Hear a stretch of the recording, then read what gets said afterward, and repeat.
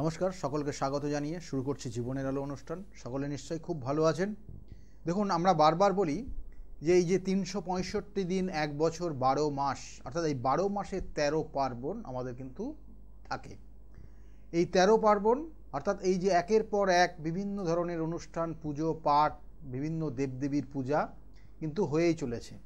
এবং এই যে খুব কিছুদিন আগেই যে কালী পুজোর সমাপ্তি হলো এবং তারপরে কিন্তু ছট পুজো, তারপরেই হবে জগদ্ধাত্রী পুজো। অর্থাৎ এই যে জগদ্ধাত্রী পুজো, অর্থাৎ জগদ্ধাত্রী হলেন বলা হচ্ছে এক আরাধ্যা দেবী।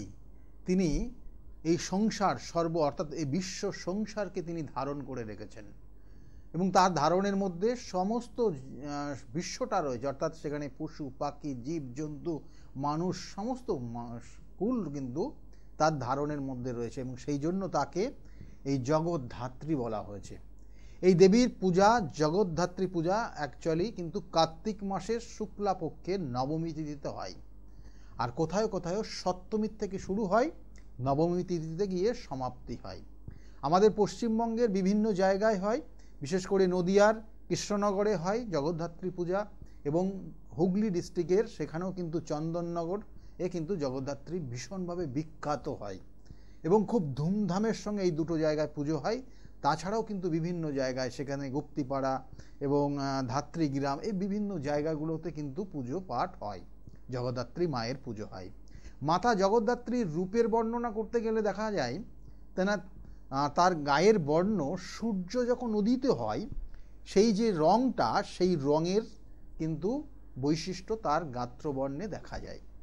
এবং তার বলা হচ্ছে চতুর্ভুজা তিনি এবং সিংহবাহিনী, অর্থাৎ তার 4টে হাত রয়েছে এবং এই 4টে হাতে রয়েছে কি না, একটা হাতে রয়েছে শঙ্খ, একটা হাতে রয়েছে চক্র, আর একটা হাতে রয়েছে কি না তীর, আর একটা রয়েছে বাণ বা ধনুর, অর্থাৎ তীর ধনুক, এক হাতে বাণ, একটা হাতে তীর ধনুক, এই যে বৈশিষ্ট্য রয়েছে। এবং তার সঙ্গে সঙ্গে তার গলায় রয়েছে কি না বিষধর সাপ, এবং এর মাধ্যমে তিনি বোঝাতে চেয়েছেন সে সমস্ত জীবকুলকে, সমস্ত এই বলবো যে বিশ্ব জগৎকে তিনি ধারণ করেছেন।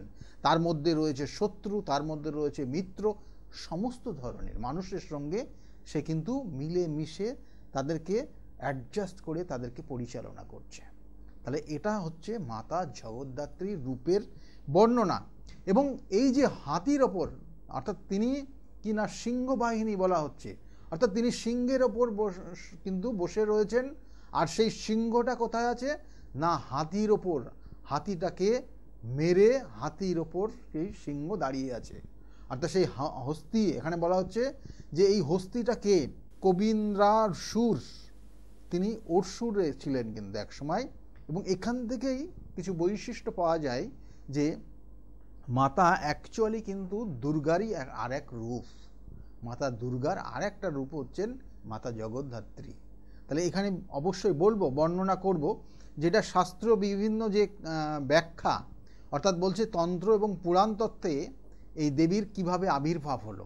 বলছে একদা আমাদের বিভিন্ন শাস্ত্রে বিভিন্নভাবে বিভিন্ন রকমের ব্যাখ্যা রয়েছে যে দেবী যে দুর্গারই রূপ বা দেবীর কিভাবে আবির্ভাব হচ্ছে। বলছে উপনিষদের এই জগদ্ধাত্রীর নাম রয়েছে কিনা উমা হৈমবতী, তার কিন্তু নাম এখানে উল্লেখ রয়েছে। এবং এই জগদ্ধাত্রীর সৃষ্টির ক্ষেত্রে পুরাণ যে তথ্য বলছে, একদা অসুরদের সঙ্গে দেবতাদের যুদ্ধ হয় এবং সেই যুদ্ধে সম্পূর্ণভাবে দেবতাদের যে সাপোর্ট করেছিল, দেবতাদের যে শক্তি কিন্তু দিয়েছিল, সে হচ্ছে একদম পিছন থেকে সে হচ্ছে ব্রহ্মা। কিন্তু সেটা প্রকাশ করেনি ব্রহ্মা, কিন্তু সেটা দেবতারাও তারা পরবর্তী টাইমে তারা সেটা মানতে রাজি হয়নি। তারা ভেবেছিল যে না, তাদের এই যুদ্ধে অসুরদেরকে দমন করা, অসুরদেরকে পরাজিত করার যুদ্ধে তারা একমাত্র তাদেরই শক্তি প্রয়োগ করেছিল, তারাই একমাত্র নিজের ইচ্ছায়, নিজের শক্তিতে তারা কিন্তু তাদেরকে বধ করতে পেরেছিল। এবং এই অহংকার তাদের মধ্যে দিনের পর দিন বাড়তে থাকে। তাদের মধ্যে অহংকার, যেগুলো দেখবেন সাধারণ মানুষের মধ্যেও দেখবেন যে একটা সময় খুব হতাশগ্রস্ত হয়ে গেল এবং তারপরে তার বিভিন্ন প্রতিকার প্রতিবিধান বা বিভিন্ন ধরনের সাপোর্ট করার পর সেই মানুষটা যখন আবার ধীরে ধীরে উন্নতির দিকে চলে গেল, সে ভাবলো হয়তো সে নিজের বলেই সে সেই জায়গাটা পেয়েছে, বা এই যে কারণ, এই যে তার বাবা মায়ের প্রতি সেই অনীহা, অর্থাৎ তার বাবা মা এখানে তাকে সহযোগিতা করেছে, বড় করেছে, তার এই জায়গায় নিয়ে এসছে, তার মধ্যে প্রতিভার সঞ্চার করেছে, তার প্রতিভা বিকশিত হওয়ার জন্য সে বিভিন্ন ধরনের, তার বাবা মায়ের এখানে যে বড় হাত রয়েছে সেটা অনেক সময় তার সন্তানরাও ভুলে যায়। তা ঠিক এই রকম অবস্থায় তৈরি হয়েছিল এবং দেবতারা তাদের অহংকার জেদ বাড়তে থাকে। তখন ব্রহ্মা ঠিক করে যে তাদেরকে একটা পরীক্ষা নেওয়া যাক, এবং সেই পরীক্ষা নেওয়ার জন্য সে ছদ্মবেশ ধারণ করে, এবং ছদ্মবেশ ধারণ করে সে বায়ু এবং অগ্নিদেবের কাছে যান। গিয়ে একটা ঘাস তৃণ, অর্থাৎ তৃণকে নিয়ে, অর্থাৎ ঘাসকে নিয়ে সে সেই অগ্নি এবং বায়ুদেবের কাছে গিয়ে বলে, তোমরা এটাকে পুড়িয়ে দাও, এটাকে উড়িয়ে দাও, কি করে সম্ভব আমি দেখব। কিন্তু সে তো ছদ্মবেশে গেছে, সে তো ব্রহ্মার বেশে যায়নি, এবং সেখানে তো প্রথম অবস্থায় তাকে কোনো পাত্তাই দেওয়া হচ্ছিল না। পরবর্তীতে তখন সেই চ্যালেঞ্জের সম্মুখীন তারা হয়েছিল, এবং তারা সেই ঘাসের টুকরোটা এক বিন্দু মাত্র কোনো কিছুর পরিবর্তন করতে পারেনি। এবং এই যে পরিবর্তন করতে পারেনি, তাদের মনে একটা সংশয় তৈরি হয়েছিল, তাহলে এই যিনি এসছেন তিনি কে, তার পরিচয় কি, সেইটা জানার জন্য সমস্ত দেবতারা এক হয়ে সে কিন্তু সেই একজনকে পাঠানো হলো, অর্থাৎ সেখানে তার পরিচয় জানার জন্য দেবতারা ঠিক করলো, এবং সেখানে ইন্দ্রদেবকে পাঠানো হলো। ইন্দ্রদেব সেখানে পৌঁছালো, কিন্তু ইন্দ্রদেব সেখানে কিন্তু পৌঁছালো, তিনিও কিন্তু ছদ্মবেশে সেখানে পৌঁছালেন, অর্থাৎ তিনি কিন্তু দেবতার সেই ইন্দ্রদেব, দেবরাজ ইন্দ্র সেই হিসাবে যায়নি সেখানে, সে গেছিল জিজ্ঞাসু হিসাবে একজন। এবং সেই জিজ্ঞাসু হিসাবে একজন গিয়ে তার কাছে যখন জানতে চাইল, সে তার বহিঃপ্রকাশ করল, এবং তার সেই প্রকাশ্যে নিয়ে আসলো, সেই অদৃশ্য শক্তিকে সেই ইন্দ্রের সামনে তুলে ধরল, এবং সে কে সেটা তার জানার জায়গা তৈরি করল।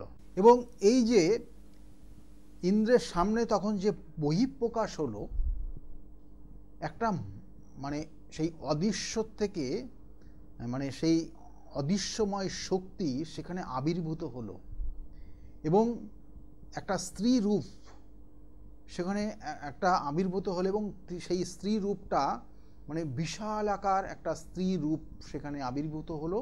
এবং যে স্ত্রী রূপটাকে ব্যাখ্যা দেওয়া হয়েছিল সেটা হচ্ছে অর্থাৎ হৈমবতী।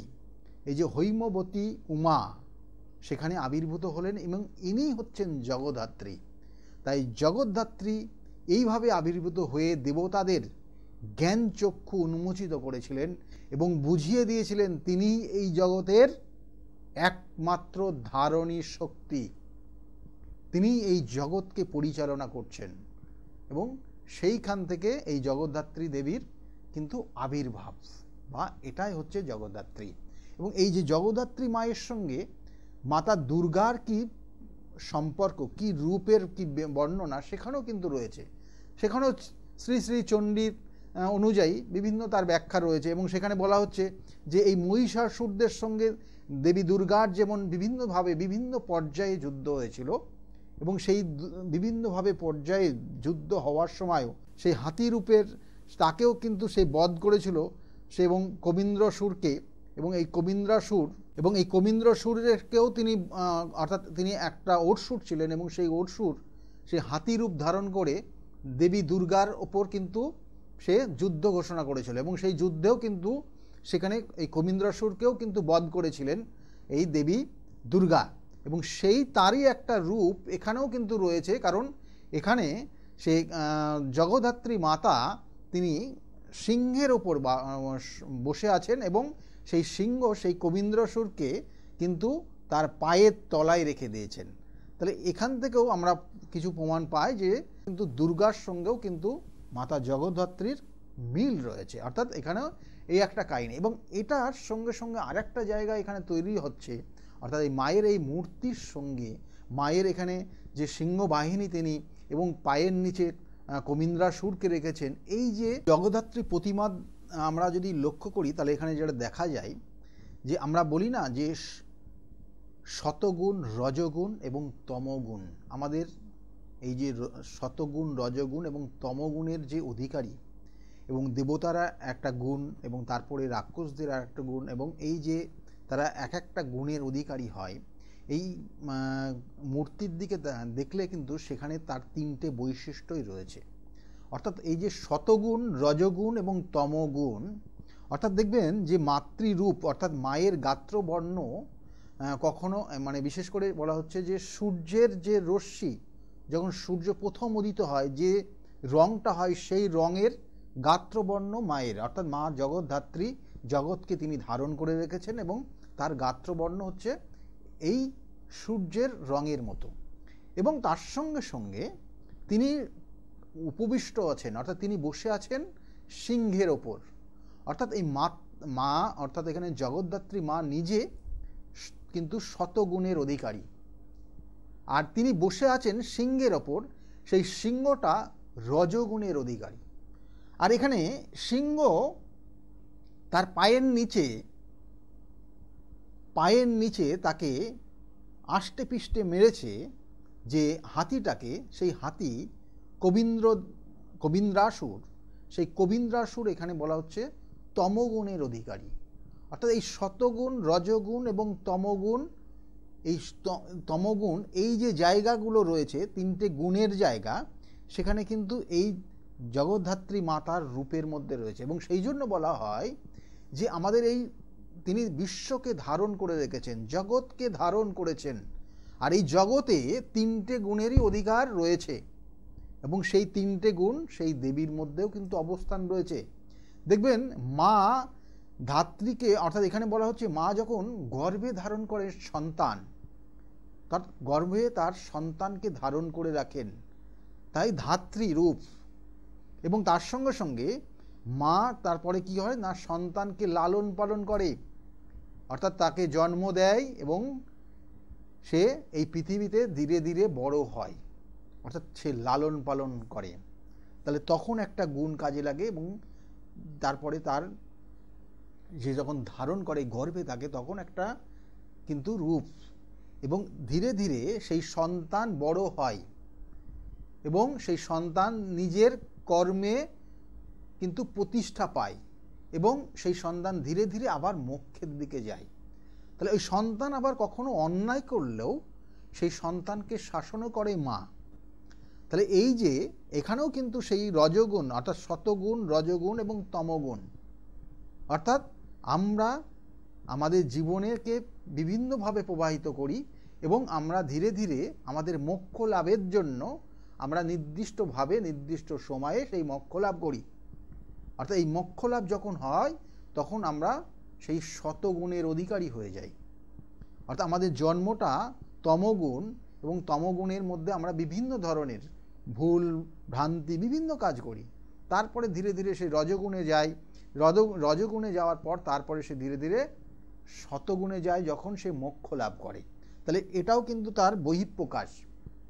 এবং এই যে মাতা জগদ্ধাত্রী আমাদের এই বিশেষ করে পশ্চিমবাংলার নদিয়াতে যে প্রথম প্রতিষ্ঠা করেছিলেন, অর্থাৎ নদিয়া, কৃষ্ণনগর এবং চন্দননগরে, তাহলে এই যে জগদ্ধাত্রী পুজোর প্রথম যিনি পূজা প্রবর্তন করেছিলেন তিনি হচ্ছেন কৃষ্ণচন্দ্র রাজা। এটার পিছনেও কিন্তু তার ব্যাখ্যা রয়েছে, কারণ তিনি একসময় তার যে জমিদার পরিবারে সেই বিভিন্ন কর আদায় করার মানে সঠিকভাবে না করতে পারায় সেই দয়ালু ভাবের জন্য তিনি কিন্তু সাজা ভোগ করেছিলেন। এবং তিনি সাজা ভোগ করার পর তিনি যখন ফিরে আসছেন দেখছেন যে সমস্ত দেবদেবীর বিসর্জন হচ্ছে, অর্থাৎ কি না দুর্গা প্রতিমা বিসর্জন হচ্ছে। এবং তারপরে কিন্তু তিনি যখন তার নিজের গৃহে ফিরে আসলেন তখন তিনি যে ঠিক আছে ওই রকম করেই আমাদের আর একটা পুজো করা হবে এবং সেটা এই জগদ্ধাত্রী মার পুজো। তখন কিন্তু করা হয়েছিল। এটা বিভিন্নভাবে বিভিন্ন ধরনের ব্যাখ্যা রয়েছে। যাই হোক, বিশেষ করে এই যে জগদ্ধাত্রী মা, আমাদের এখানে যেমন বললাম যে 3টে গুণ রয়েছে, সবার মধ্যেই রয়েছে। আমাদের মধ্যে যখন তমগুণ শক্তি বেড়ে যায়, অর্থাৎ মানব জীবনে যখন তমগুণের শক্তি বৃদ্ধি হয়, তখন তার মধ্যে রাহুর প্রভাব বিস্তার করে। এবং এই রাহুর প্রভাব একটা জাতক জাতিকাকে একদম বলবো যে একদম নিম্নমানের পর্যায়ে নিয়ে যেতে পারে।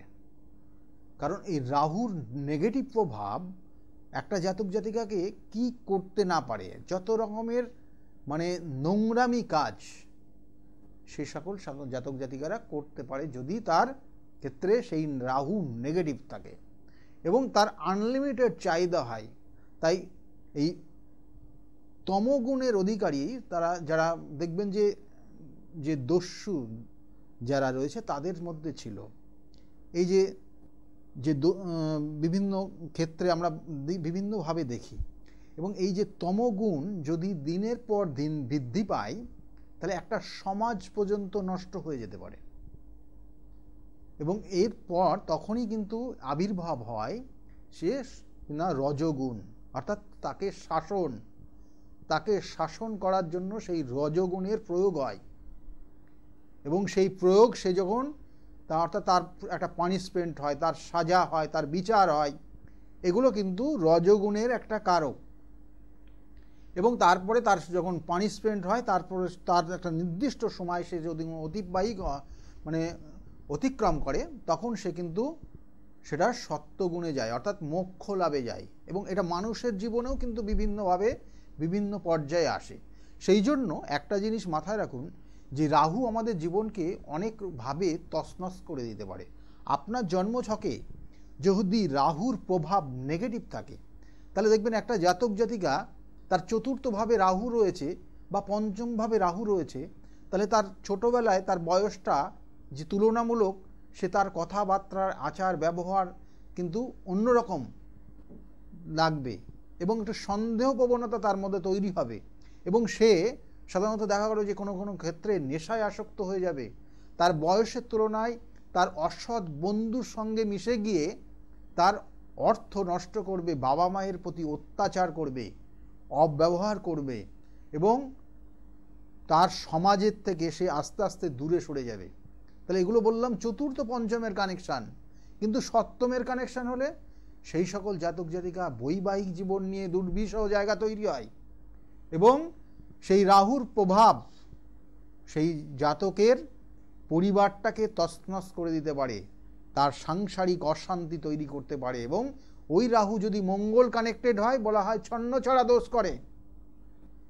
সেই তমগুণ অর্থাৎ এই রাহু কি করে, তমগুণকে বাড়িয়ে দেয়, আপনার মধ্যে খারাপ প্রবণতাগুলোকে বাড়াবে। তাই খারাপ প্রবণতা যাতে না বাড়ে তার জন্য এই জগদ্ধাত্রী মায়ের যে নির্দিষ্ট যে তিথি নক্ষত্র রয়েছে, তার প্রভাব, তার প্রয়োগ আপনার সন্তানকে কিন্তু সুষ্ঠু পথে আনতে পারে। দেখবেন যে শুধু আপনার সন্তানই না, হয়তো আপনার লাইফ পার্টনারও হয়তো আজকের দিনে এই সপ্তমের কানেকশানের জন্য আজকে এইরকম জায়গায় চলে গেছে। আপনার লাইফ পার্টনারও দেখা গেল আপনার বিভিন্ন ধরনের নেশায় আসক্ত হয়ে গেছে।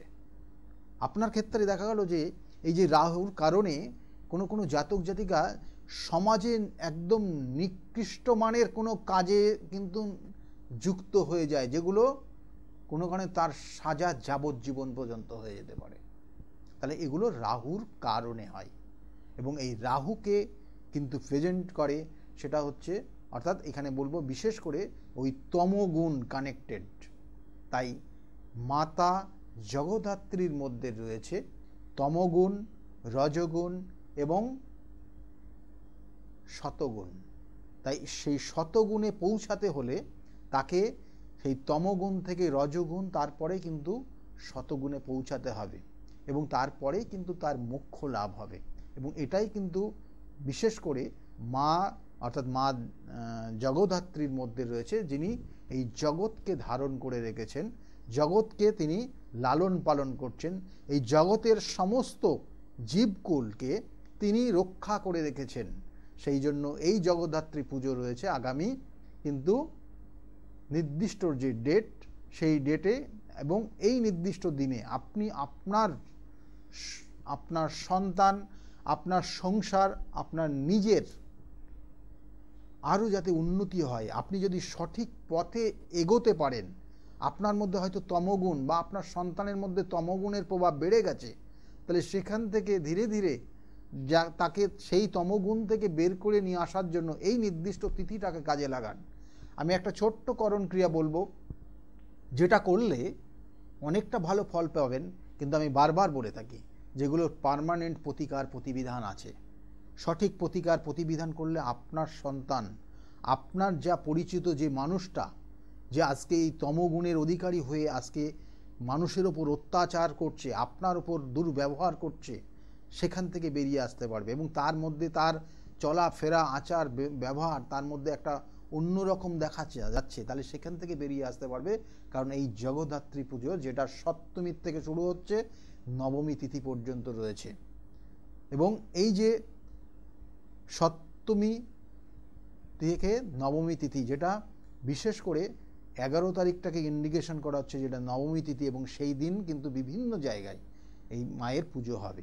এবং সেই জন্য সেই নির্দিষ্ট তিথিতে কী করবেন না, প্রথম অবস্থায় আপনি আপনার সেই সন্তানের একটা ফটো নেবেন, সেই ফটোর পিছনে, সেই ফটোটার ঠিক পিছনে আপনি মা জগদ্ধাত্রীর লিখবেন, লেখার পরে নিচে 3টে দাগ দেবেন, অর্থাৎ একটা স্বস্তিক চিহ্ন দেবেন। স্বস্তিক চিহ্ন কিন্তু বিভিন্ন তার মানে রয়েছে, অর্থাৎ বিভিন্ন মানে বলতে বিভিন্নভাবে প্রত্যেকটা দাগের এক একটা করে তার নাম আছে এবং তার নির্দিষ্ট কার্যকারিতা রয়েছে।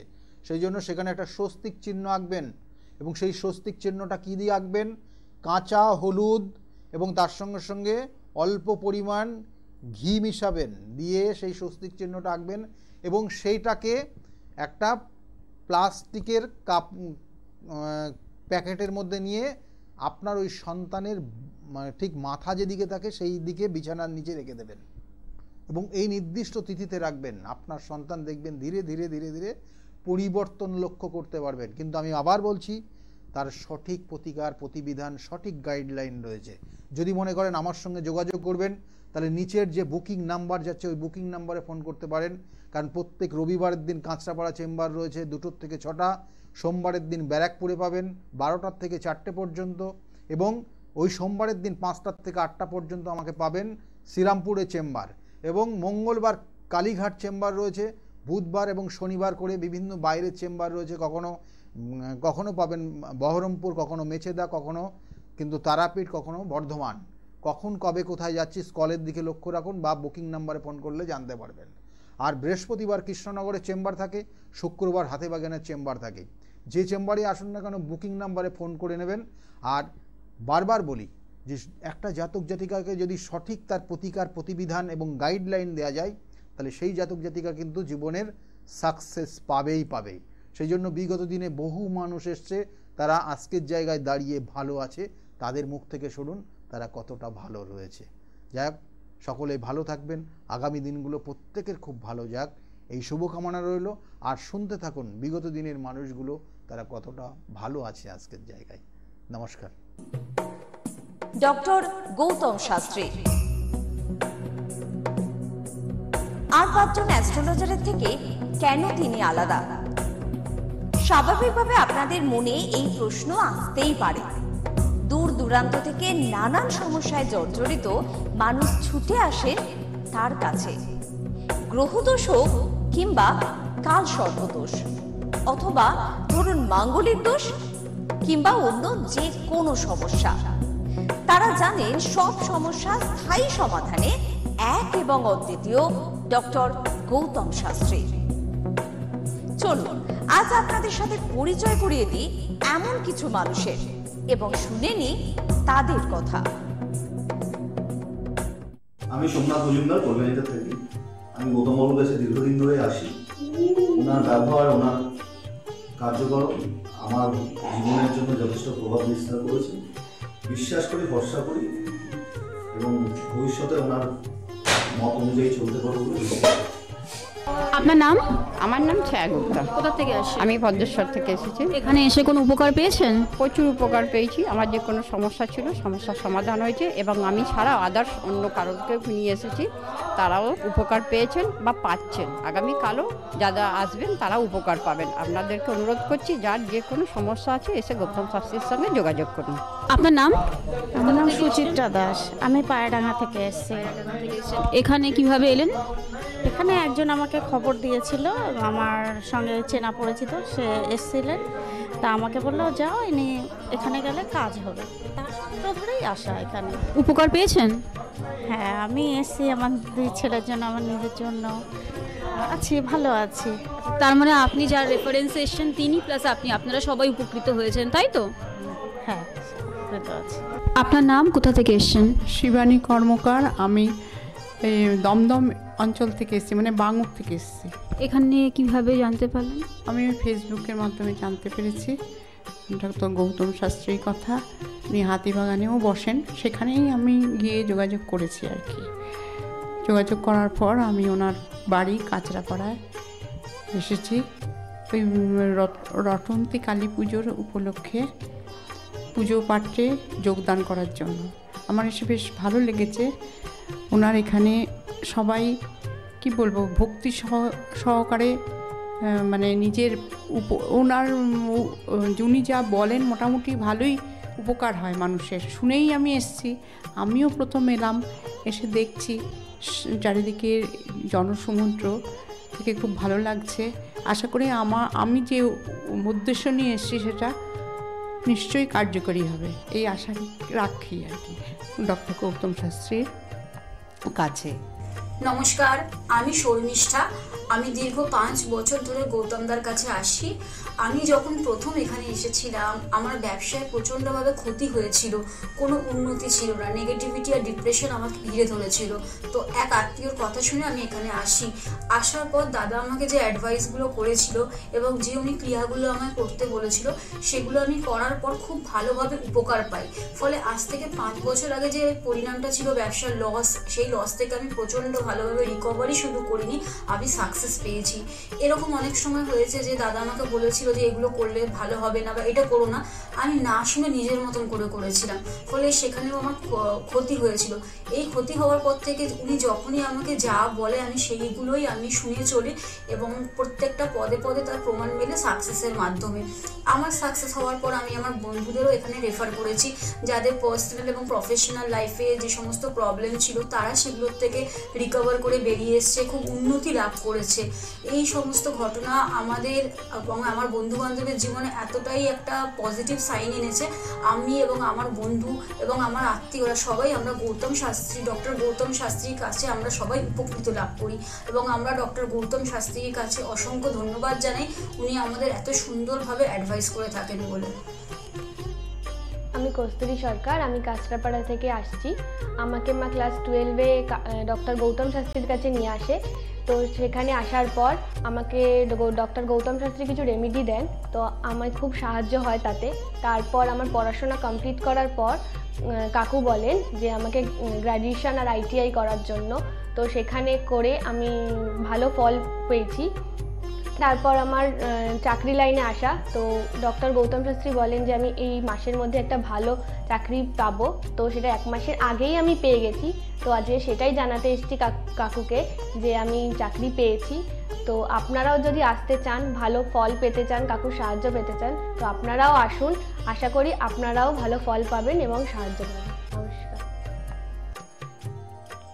নমস্কার, আমি জয়িতা গুহু।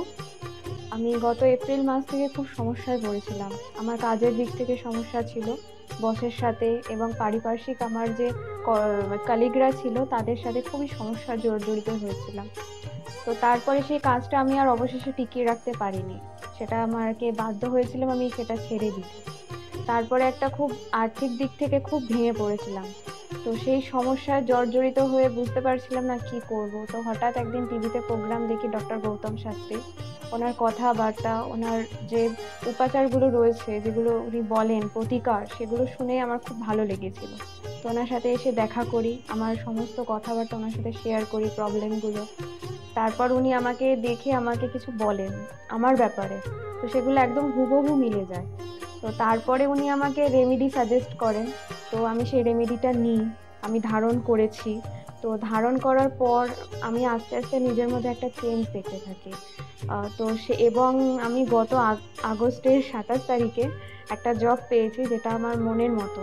এখানে আমার ডেজিগনেশন, আমার স্যালারি, আমার মনের মতো লোকেশন আমি এখানে পেয়েছি, মানে এটাতে আমি বিশেষভাবে আপ্লুত।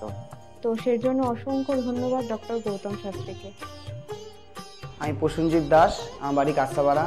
আমি ডক্টর গৌতম শাস্ত্রীর দেখেছিলাম টিভিতে, ওখান থেকে দাদার ফোন নাম্বার নিয়ে দাদা বাড়িতে আমি আসি, এসে দাদাকে আমার সমস্যার সমাধান বলি। আমার একটা সমস্যা, প্রচুর বড় সমস্যা ছিল, সেটা হচ্ছে আমাদের বাড়ি ঘরের সমস্যা ছিল, অনেক বছর ধরে সমস্যা ছিল, সেটা দাদা ঠিক করে দিয়েছে।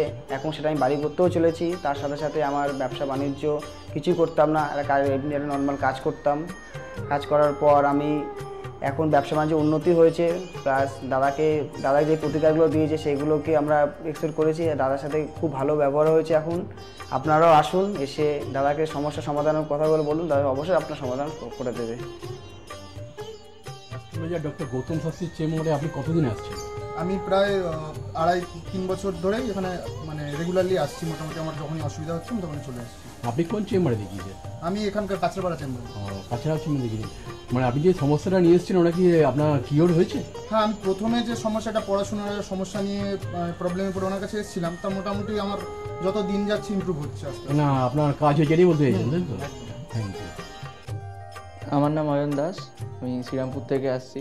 আমি বেসিক্যালি এখানে এসেছিলাম গত 1 বছর আগে আমার পড়াশোনা এবং কাজবাজের জন্য। এর আগে আমি অনেক জায়গায় গিয়েছিলাম, অনেক অ্যাস্ট্রোলজার দেখিয়েছিলাম, কিন্তু সেখানে আমি সমস্যার সমাধান পাইনি। তো ওনার প্রোগ্রাম টিভিতে চলে, আমি সেখানে দেখেছিলাম, দেখে এবার ওনার সাথে যোগাযোগ করি। যোগাযোগ করার পর ওনার চেম্বারে আসে, ওনাকে সমস্তটা বলি। তো বলার পর আস্তে আস্তে অনেকটা আমি উপকৃত হয়েছি।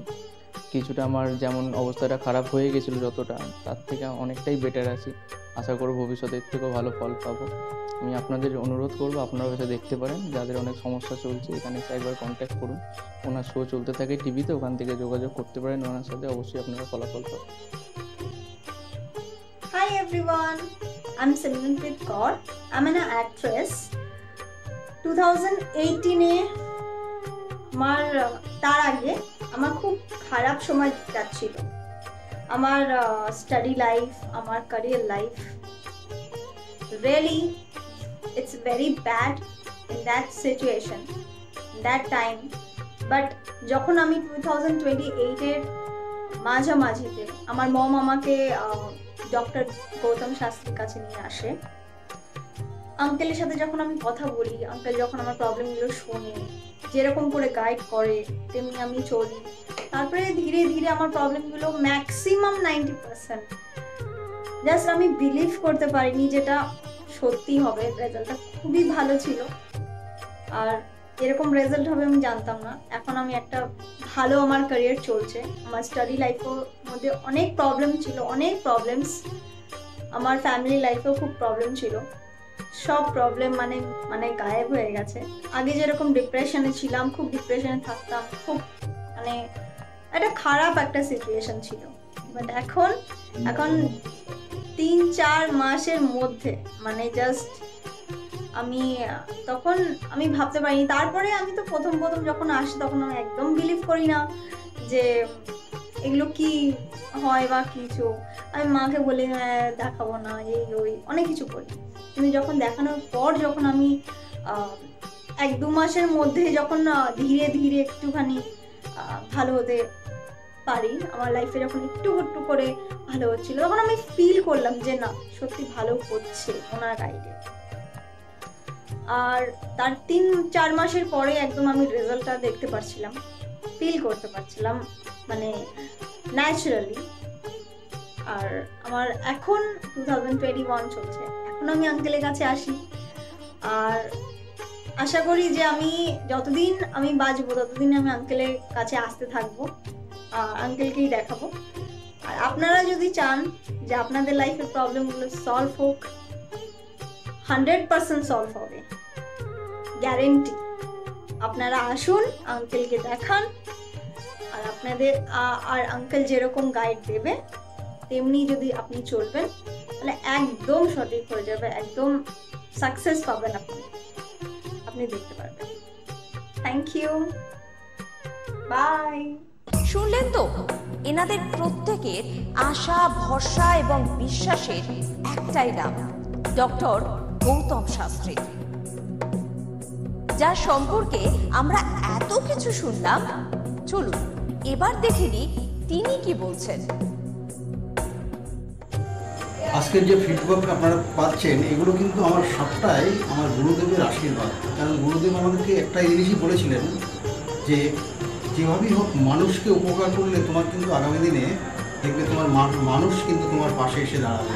এবং সেইভাবেই আমি কিন্তু যেভাবে সকলের উপকার বা আমি যতটা কাজ করছি সকলে উপকৃত হচ্ছে, এবং এর জন্য আমিও কিন্তু খুব আনন্দ পাই যখন তারা বলে যে না দাদা আমি আপনার এই কারণে এই জন্য এসেছিলাম, এই কাজটা আমি পেয়ে গেছি।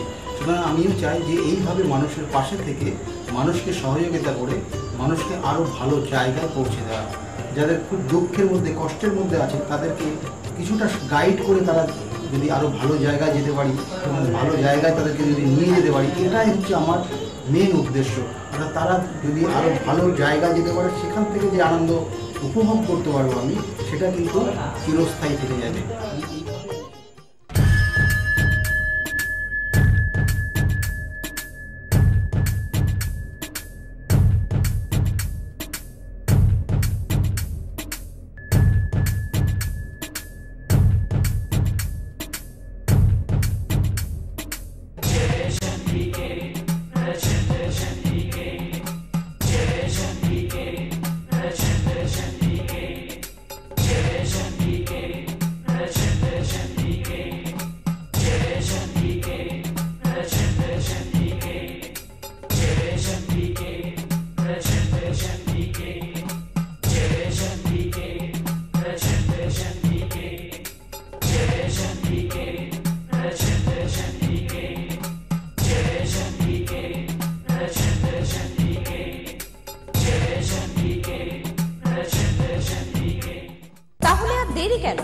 চটপট ফোন করুন 9836410969 অথবা 8335805241 এই নাম্বারে। শুধুমাত্র একটি ফোন যা পাল্টে দিতে পারে আপনার গোটা জীবন। জ্যোতিষবিদ, বাস্তুবিদ, হস্তরেখা বিশারদ ও spiritual guide doctor Gautam Shastri, এক এবং অদ্বিতীয়।